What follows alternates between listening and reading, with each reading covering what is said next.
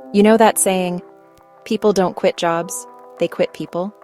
Yeah, it's not just a quote you scroll past on LinkedIn. It's real. Most of us don't wake up one morning and say, I hate this job. What we really mean is, I can't deal with these people anymore. The boss who micromanages every move. The colleague who talks bad about you behind your back. The culture that drains you day after day until your spark starts to fade. But before you walk out that door for good, let's talk. Because quitting might feel like freedom, but only if you do it right. You can love your career, love what you do, and still want to quit. Because the people around you make it impossible to grow. It's not always about the job itself. It's about how that job makes you feel. People stay where they're valued. They leave where they're dismissed. And let's be real, respect and kindness are worth more than any paycheck. Now, before you send that resignation email, take a step back. Quitting can be powerful, but it needs to be planned. Here are 5 things to do before you walk away. Take 2 weeks off. Seriously, use your vacation days, or if you can't, at least a long weekend. Step away from the office, silence the notifications, and breathe. Sometimes what you need isn't to quit, it's to rest and reset. Clarity doesn't come in chaos, it comes in quiet. Before you make any big decision, especially one that could change your life, pause. I know how tempting it is to say, I'm done, I can't take this anymore, and fire off that resignation email. But here's the truth. When you're tired, angry, or emotionally drained, your mind exaggerates everything. The walls feel higher, the problems feel bigger, and every little thing feels like a final straw. That's why the first thing you should do before quitting is step away. Take a break. If you've got vacation days stacked up, use them. Take 2 weeks off, or as much time as you can. No emails, no work calls, no peeking at Slack or Teams. You need a mental detox from that environment. Because when you're inside the storm, everything looks chaotic. But once you step outside it, you start to see patterns, solutions, and options you couldn't see before. Think about it like this. Your mind is like a computer. When too many tabs are open, stress, exhaustion, frustration, self-doubt, everything slows down. You can't think clearly.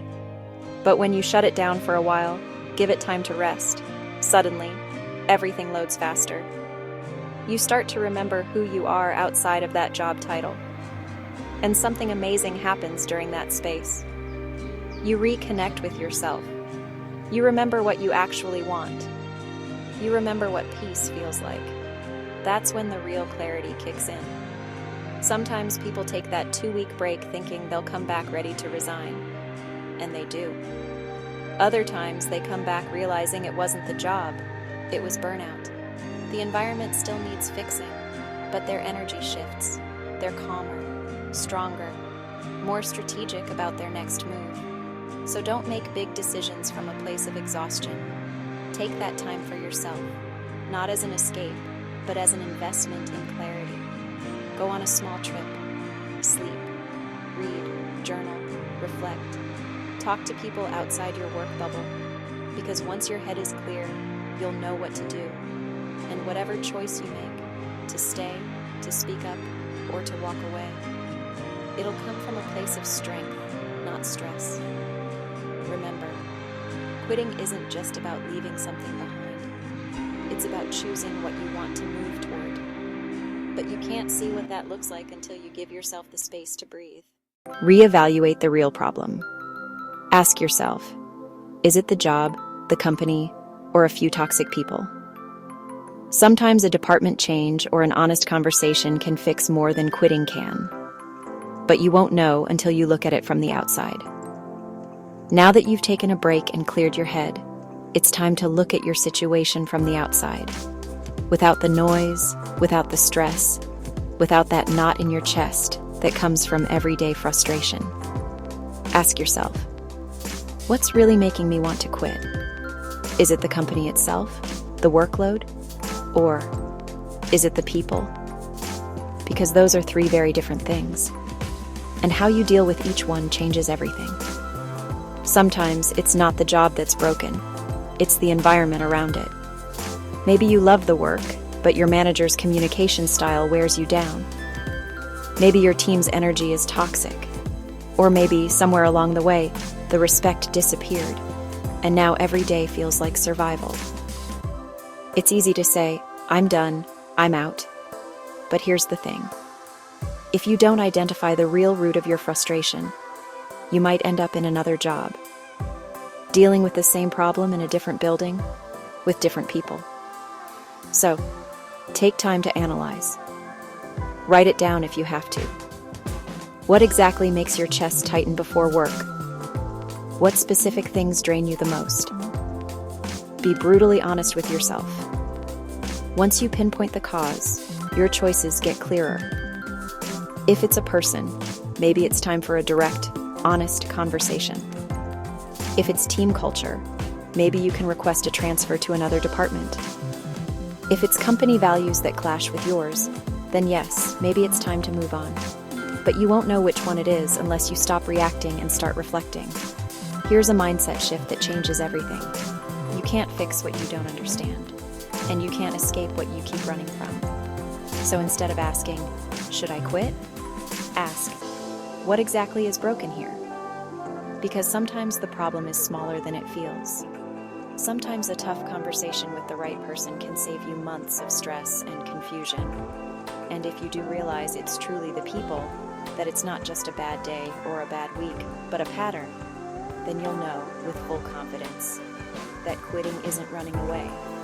It's stepping out of something that's been quietly breaking you. And that difference changes everything. Get your finances in order. This one's big. Don't quit on emotion. Quit with preparation. Make sure you have at least 3 to 6 months of savings. Review your budget, cut unnecessary expenses, and maybe start a side hustle or update your resume quietly. Financial peace. Emotional power. All right, let's get real for a second. You can hate your job. You can be done with the people. You can know in your heart it's time to go. But if your finances aren't ready, that freedom you're chasing can quickly turn into another kind of trap. Because here's the truth. Quitting without a plan might feel good in the moment, but stress doesn't disappear when your paycheck does. So before you take that leap, take a hard look at your money. Ask yourself, if I quit today, how long could I live comfortably without income? If that answer makes you nervous, pause and prepare. Start by building a financial cushion, ideally at least 3 to 6 months of living expenses. That's your safety net. It gives you breathing room to find your next move without panic or pressure. If that feels overwhelming, don't stress. Start small. Cut back on things you don't truly need. Reduce unnecessary subscriptions, cook more at home, and funnel that extra money into a freedom fund. Because every dollar saved is one step closer to peace of mind. Next, get strategic. Update your resume quietly. Refresh your LinkedIn. Start browsing job boards or reaching out to recruiters before you quit. Sometimes, just exploring what's out there reminds you that you have options, and that sense of control can calm a lot of anxiety. If you have a side hustle or skill you've been sleeping on, now's the time to develop it. Freelancing, consulting, tutoring, design, content creation, whatever it is, even a small side income can make a massive difference in your confidence. This is a bonus insight. Use your payslip as power, not just proof of work. Before you quit, here's something most people don't think about. Your payslip is more powerful than you realize. Right now, that document you probably glance at once a month and forget about can actually open doors. It's your financial key, proof that you have stable income. And while you still have it, it can help you unlock opportunities that might be much harder to access once you leave your job. Think about this. If you've ever dreamed of starting a small business, buying property, or investing in a rental home, your payslip is leverage. Banks and lenders love one thing above all: stability.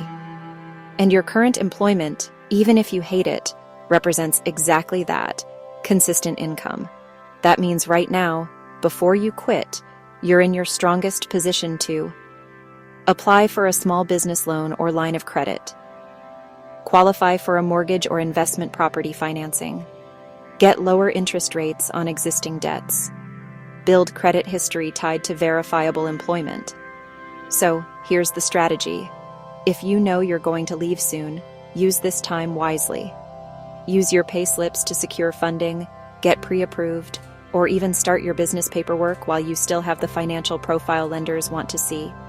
That way, when you do finally walk away, you're not walking into uncertainty, you're walking into ownership, opportunity, and financial momentum. And here's what's powerful about that. You're turning your current job, even if it's toxic, into fuel for your next chapter. You're saying, I may not love this place, but I'm going to use it to build my freedom. It's about shifting from frustration to strategy, from feeling trapped to using every resource you've got before you close this door. So don't just work for that paycheck. Make that paycheck work for you. Leverage your payslip. Build your foundation. Because the best time to prepare for freedom is before you need it. And please, don't feel guilty for thinking about money. Financial preparation isn't selfish. It's self-respect. It's saying, I refuse to jump from one stressful situation straight into another. Because quitting your job shouldn't feel like falling. It should feel like landing on your feet. So yes, plan your exit, but plan your peace too. Because when you're financially secure, you don't beg for better. You choose it. You don't quit in desperation. You walk away in power. And that's the difference between escaping a bad situation and stepping into your next level. Protect yourself. Professionally. If things have been tense or unfair, document everything. Keep your emails, performance reviews, and any proof of your work. It's not petty, it's smart. You're protecting your name and your effort. Now, let's talk about something most people overlook when they're ready to quit. Protecting yourself professionally. Because here's the thing. When emotions run high and tension builds up at work, it's easy to let frustration take over. You start thinking, I don't care anymore. I just want out.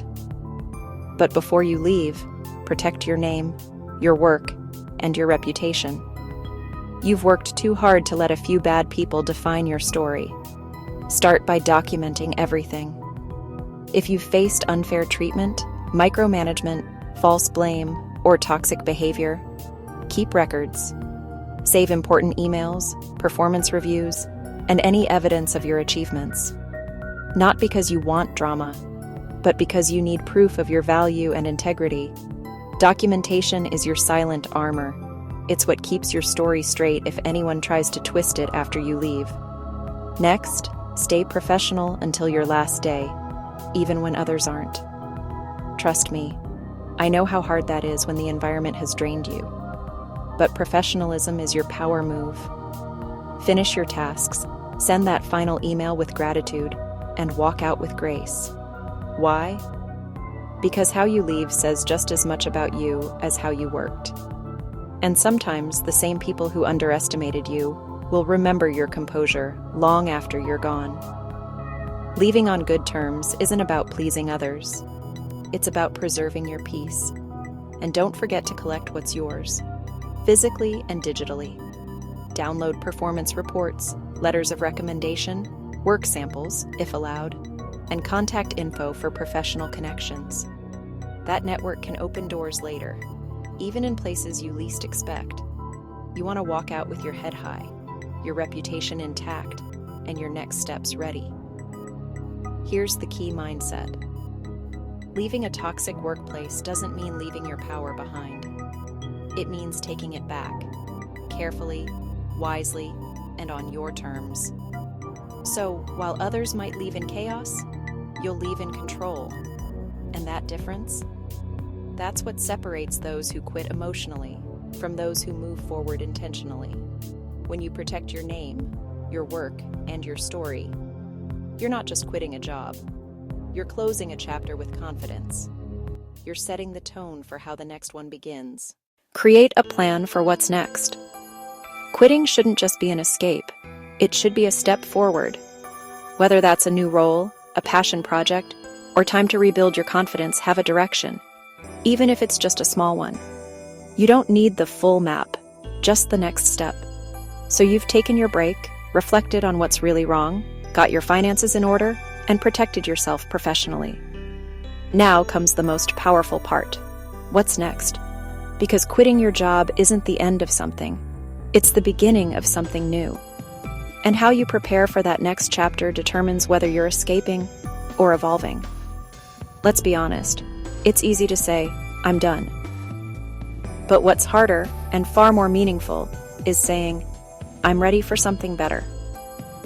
You don't need to have everything figured out right away, but you do need a direction, even a small one. Start by asking yourself, what do I actually want from my next chapter? What kind of people do I want to work with? What type of environment brings out my best? Because quitting toxic people isn't enough.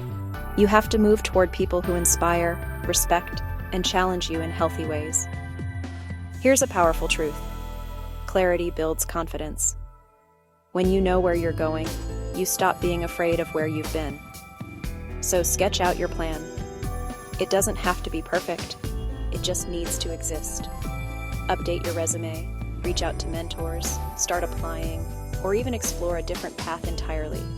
Maybe it's a new industry, a creative project, or a business idea that's been sitting in the back of your mind for years.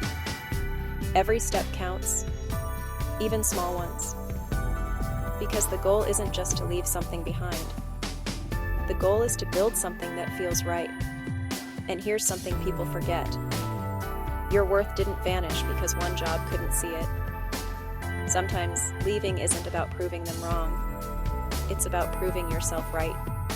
It's about rediscovering what makes you you. Your drive, your ideas, your spark. The world outside that toxic workplace is bigger than you remember. So don't quit just to escape the people who broke your spirit. Quit to find the ones who will help you grow it back. Take your time. Build your plan. And when you're ready, step forward. Not out of anger, but out of alignment. Because the real win isn't walking away. It's walking toward your next chapter. Calm, confident, and completely in control of your life again. And if you're standing on that edge right now, wondering if it's time, I want you to know this. You're not lost. You're just in between what no longer fits and what's waiting to begin. Don't quit the dream. Quit the noise. And then go build something that feels like you again.